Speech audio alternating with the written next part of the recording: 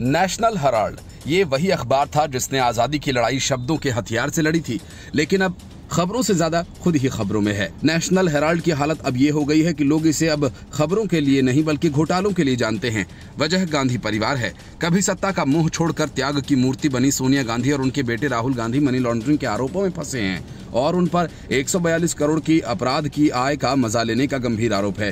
प्रवर्तन निदेशालय यानी ईडी ने जैसे ही अदालत में ये कहा कि राहुल गांधी और सोनिया गांधी को 142 करोड़ की शपथ की आय का लाभ मिला है, वैसे ही देश के सियासी व्हाट्सएप ग्रुप्स में हलचल मच गई। जांच एजेंसी ईडी ने भरी अदालत से कहा कि सोनिया गांधी और राहुल गांधी ने 142 करोड़ रुपए के अपराध के पैसे का फायदा उठाया।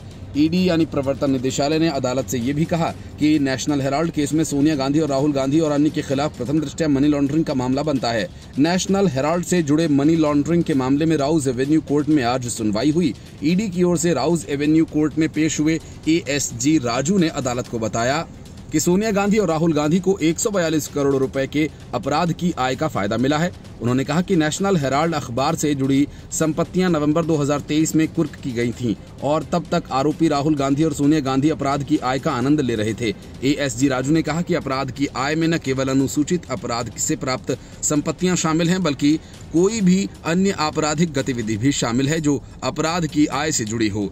ईडी ने आरोप लगाया कि आरोपियों ने अपराध की आय हासिल करके मनी लॉन्ड्रिंग की है, साथ ही अपने पास रखने के दौरान ये जारी रही। प्रवर्तन निदेशालय ने कहा कि नेशनल हेराल्ड मामले में कांग्रेस नेता सोनिया गांधी और राहुल गांधी और अन्य के खिलाफ मनी लॉन्ड्रिंग का प्रथम दृष्टया मामला बनता है। ईडी ने यह बात विशेष न्यायाधीश विशाल गोगने के समक्ष उस समय कही जब मामले का संज्ञान लेने या न लेने को लेकर शुरुआती दलीलें दी जा रही थीं। ईडी ने नेशनल हेराल्ड केस को लेकर पहले ही चार्जशीट दाखिल कर दी थी।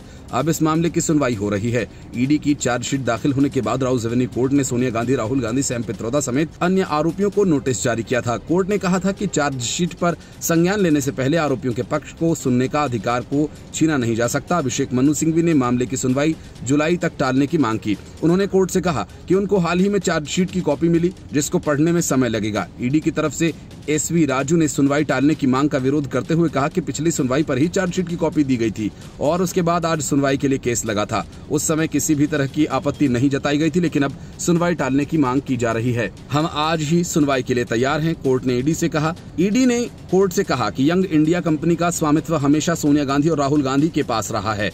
उसने दावा करते हुए कहा कि यंग इंडिया ने कभी कोई बिजनेस एक्टिविटी नहीं की थी, उसका काम बस सोनिया गांधी और राहुल गांधी को फायदा पहुंचाने का था। हमने 21 जगहों पर रेड की थी जिसमें 51 लाख के आसपास कैश बरामद हुआ था और कई आपत्तिजनक साक्ष्य भी बरामद हुए थे। Report, news of India.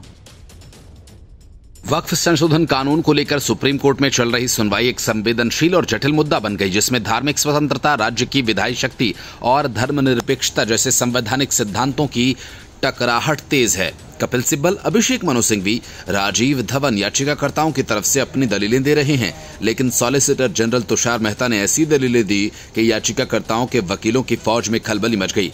Tushar Mehta ने साफ कहा कि वक्फ इस्लाम की अवधारणा है, लेकिन ये इस्लाम का आवश्यक हिस्सा नहीं।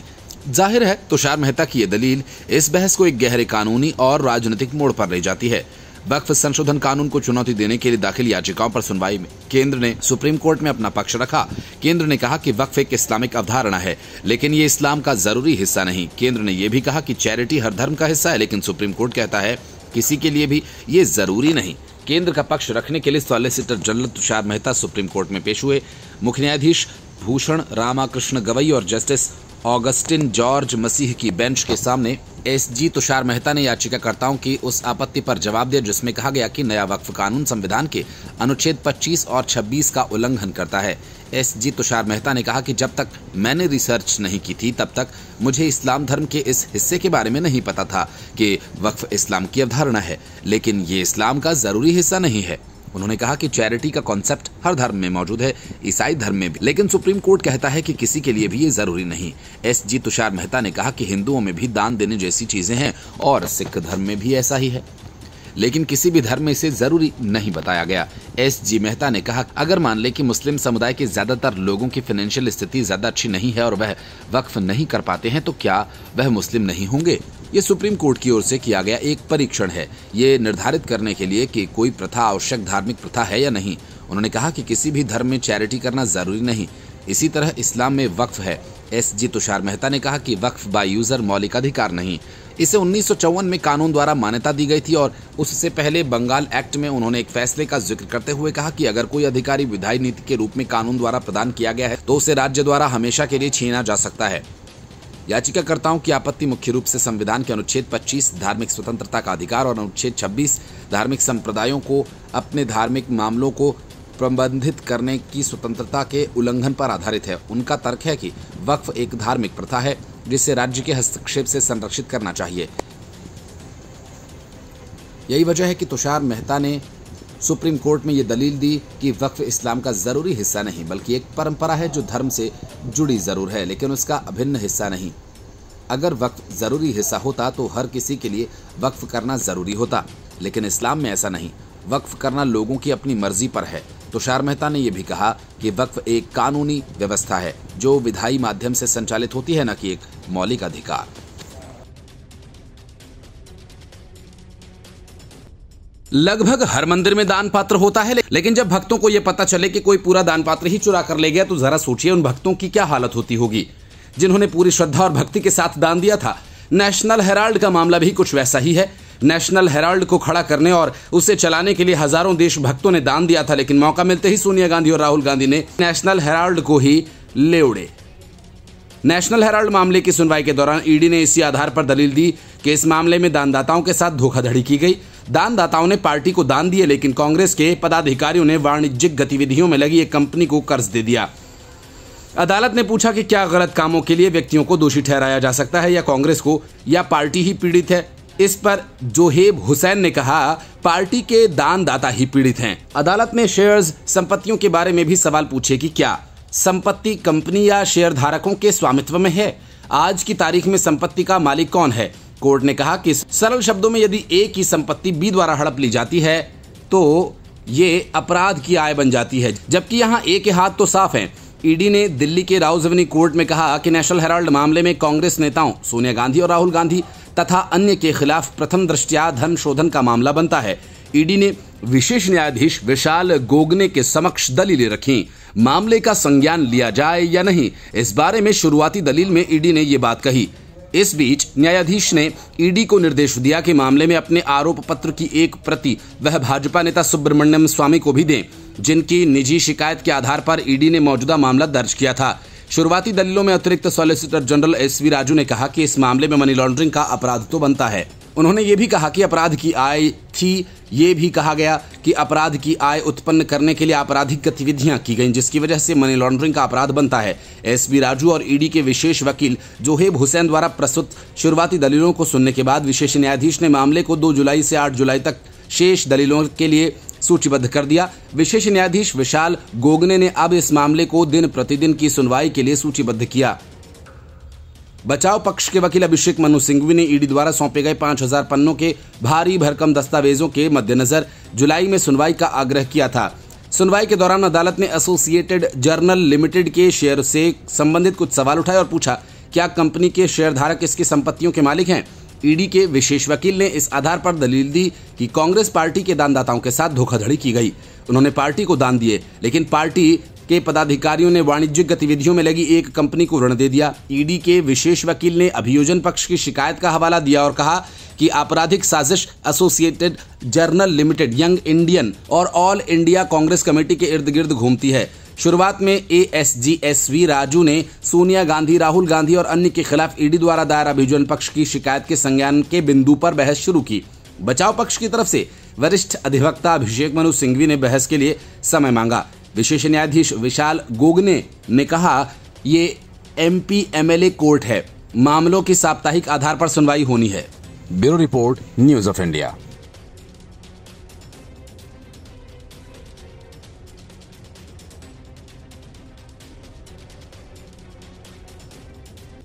सारे सबूत और बिना किसी संवैधानिक प्रावधान और कानूनी प्रक्रिया के तहत पूर्व सीजीआई संजीव खन्ना द्वारा गठित की गई 3 जजेस की जांच समिति इसी निष्कर्ष पर पहुंची कि जस्टिस यशवंत वर्मा के घर पर जले हुए नोटों की बोरियां मिली और अपने कार्यकाल के अंतिम दिनों में संजीव खन्ना ने यशवंत वर्मा से इस्तीफा देने को कहा, लेकिन वर्मा ने संजीव खन्ना की मांग को ठुकरा दिया और आखिरकार संजीव खन्ना ने राष्ट्रपति और प्रधानमंत्री को पत्र लिखकर अपने हिसाब से मामले को निपटा दिया। और सवाल ये कि अगर महाभियोग की कार्रवाई के तहत यशवंत वर्मा को नौकरी से निकाल भी दिया गया तो भी ये सवाल अनुत्तरित रह जाएगा कि वर्मा के सरकारी आवास पर नोटों की बोरियां किसने भेजी या फिर जस्टिस वर्मा ने किनसे ये नोटों की बोरियां ली और उसके पीछे देने वाले लेने वाले का क्या मकसद था।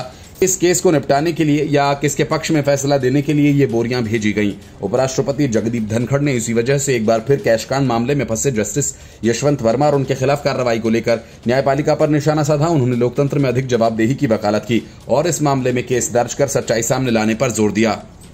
उन्होंने यशवंत वर्मा के आवास पर बड़ी मात्रा में जली हुई कैश मिलने पर एफआईआर न होने पर सवाल उठाया। धनखड़ ने कहा कि हमारे देश में कानून का शासन है, आपराधिक न्याय प्रणाली है जिसके लिए एफआईआर की आवश्यकता होती है। कानून का शासन समाज की नींव है और इस मामले का जिक्र करते हुए उन्होंने कहा कि इस मुद्दे पर अपना पक्ष रखा है। उन्होंने कहा कि देश का हर व्यक्ति इंतजार कर रहा है, मैं भी चाहता हूं कि केवल पूर्ण सच सामने आए। धनखड़ ने इस मामले की जांच कर रहे न्यायाधीशों के पैनल पर सवालिया निशान खड़े किए और उन्होंने कहा कि ये किसी संवैधानिक प्रावधान या कानून के तहत स्थापित नहीं है। उन्होंने समिति की जांच पर सवाल उठाते हुए कहा कि मुझे आश्चर्य है कि क्या पैनल ने लोगों से इलेक्ट्रॉनिक साक्ष्य एकत्रित किए। हर किसी को लगता है कि धीरे धीरे ये मामला धुल जाएगा, मगर सबसे बड़ा शार्क कौन था वह समय के साथ फीका पड़ जाएगा। उपराष्ट्रपति ने कथित गलत कार्यों के लिए न्यायपालिका पर निशाना साधा। उन्होंने कहा कि ये एक सप्ताह तक देश के 1 अरब 40 लाख लोगों को कोई जानकारी नहीं थी। कल्पना कीजिए कि ऐसी कितनी घटनाएं हुई होंगी। दोषी सिद्ध होने तक किसी व्यक्ति को निर्दोष कहे जाने के अधिकार के बारे में बात करते हुए उपराष्ट्रपति ने कहा कि मैं कोई आरोप नहीं लगा रहा हूं, लेकिन मैं बस इतना कह रहा हूं कि जब राष्ट्रहित की बात आती है तो हम अंदरूनी या बाहरी रूप से विभाजित नहीं हो सकते। जगदीप धनखड़ ने एक बार फिर न्यायपालिका की पारदर्शिता और जवाबदेही को लेकर देश की शीर्ष अदालत के एक ऐतिहासिक फैसले पर पुनर्विचार की जरूरत जताई। उन्होंने परोक्ष रूप से सुप्रीम कोर्ट के उस फैसले पर सवाल उठाया जिसमें कहा गया था हाई कोर्ट और सुप्रीम कोर्ट के जजेस के खिलाफ मुकदमा चलाने के लिए पूर्व अनुमति आवश्यक होगी। धनखड़ ने कहा कि एक गंभीर मामला है, आखिर ऐसा कैसे किया जा सकता है। आपराधिक न्याय प्रणाली में समानता होनी चाहिए। उन्होंने ये भी कहा कि यह जानना बेहद जरूरी है कि इस मामले के पीछे बड़ा शार्क कौन है। दिल्ली हाईकोर्ट के तत्कालीन जज यशवंत वर्मा के सरकारी आवास से भारी मात्रा में नकदी बरामद होने के बाद उन्हें मार्च 2025 में इलाहाबाद हाईकोर्ट ट्रांसफर कर दिया गया था और इस मामले में अभी तक एफआईआर तक दर्ज नहीं हुई, जिसे लेकर उपराष्ट्रपति ने नाराजगी जताई है। Bureau report, news of India.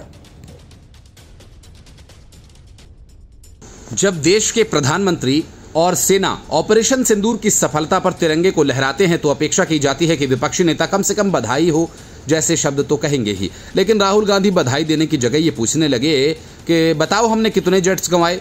Rahul Gandhi ये नहीं पूछते कि ऑपरेशन सिंदूर के दौरान पाकिस्तान के कितने जेट्स मार गिराए गए और कितने हैंगर्स में खड़े खड़े ही उन्हें नष्ट कर दिया गया।